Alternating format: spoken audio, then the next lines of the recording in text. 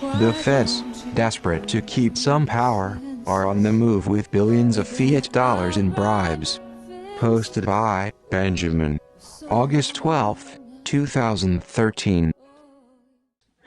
Despite a request that I not be contacted unless it was urgent, phone calls from Asia and Europe and messages hand-delivered to my remote cottage all indicate that some sort of fundamental change has taken place in the global power structure. For example, the Federal Reserve Board crime syndicate has begun a massive attempt to buy historical Asian bonds, offering billions to holders they previously told to buzz off, according to Asian and BIS sources. This is an attempt on their part to keep some sort of power after what they now see as an inevitable sea change in how the planet's financial system, and thus its true power, is run, according to MI5 sources in direct contact with the Fed bond buyers.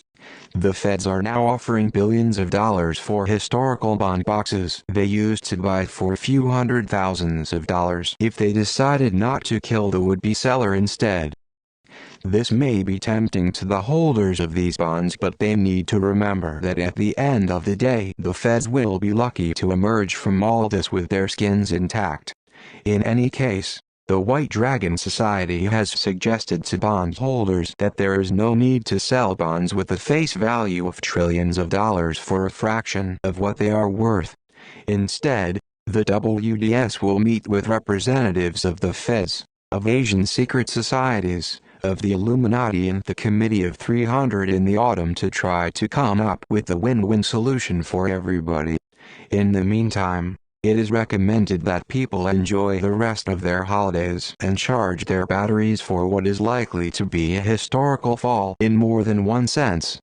The big geopolitical change that precipitated this sudden Fed change of heart is the move by Putin, the Gnostic Illuminati and their allies to force the U.S. corporate government to close embassies throughout the Middle East.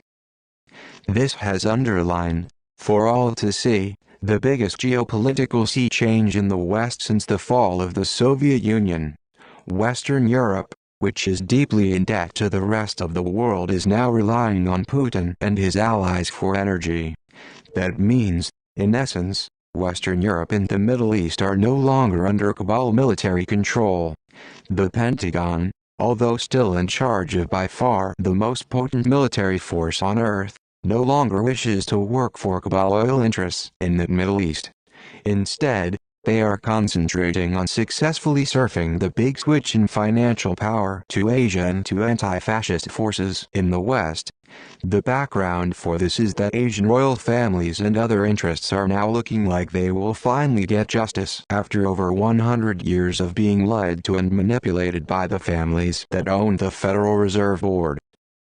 In specific financial terms, hundreds of trillions of dollars of bonds issued by the Feds in exchange for Asian gold are likely to be used in a move to bankrupt the Federal Reserve Board. The Neil Keenan lawsuit is part of this effort. Rather than be declared bankrupt, the families behind the Feds are now trying to buy up as many of these bonds as possible so that even if the Federal Reserve Board goes belly up, they can claim to have trillions of dollars worth of these bonds that are suddenly morphing from historical antiques into sources of major power. A large portion of these bonds, several trillion dollars worth, have been pledged to the WDS banner. In addition, gold holders and military forces are lining themselves up to WDS goals. These are to start a massive project to end poverty, stop environmental destruction and set humanity on a path of exponential expansion into the universe. Compare this to Cabal goals of a never-ending fake war on terror or a fraudulent global warming con job.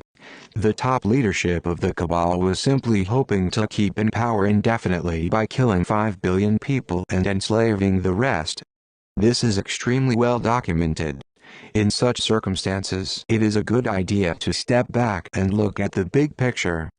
Global GDP, including offshore financial centers, is less than $100 trillion. Suddenly dumping tens or hundreds of trillions of dollars into the world economy will cause vast changes of the sort anybody could see.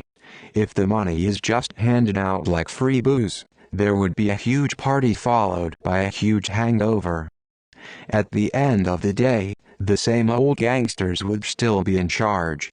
However, just putting the $1 trillion a year into development projects would mean spending 20 times more than the World Bank, the cabal-controlled world order's largest development institution.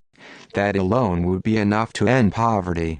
On a deeper level, we need to realize that current so-called global institutions like the IMF, the World Bank, the United Nations, the World Court etc. have been run, in secret, by the families behind the Federal Reserve Board. The 20th century was largely their creation. They brought us 2 world wars, a Cold War, terrorism, constant small wars and the accumulation of all of the world's wealth and power into a tiny inbred mafia clan. During that same century they have failed to end extreme poverty even as they presided over the extinction of 30% of all of the world's species. That is the largest extinction event since the dinosaurs were wiped out. What has happened, in a nutshell, is that the people who control the world's military power have decided that the people they worked for, the ones who controlled the magical Fed private bank money printing press, needed to be replaced.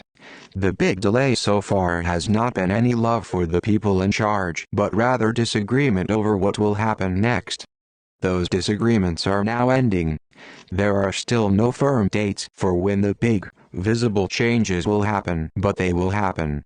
There is still a lot that cannot be written about yet, but rest assured the good guys are winning in the fascist coup d'etat scene in the West after 9/11 has ended in failure. Enjoy your summer holidays.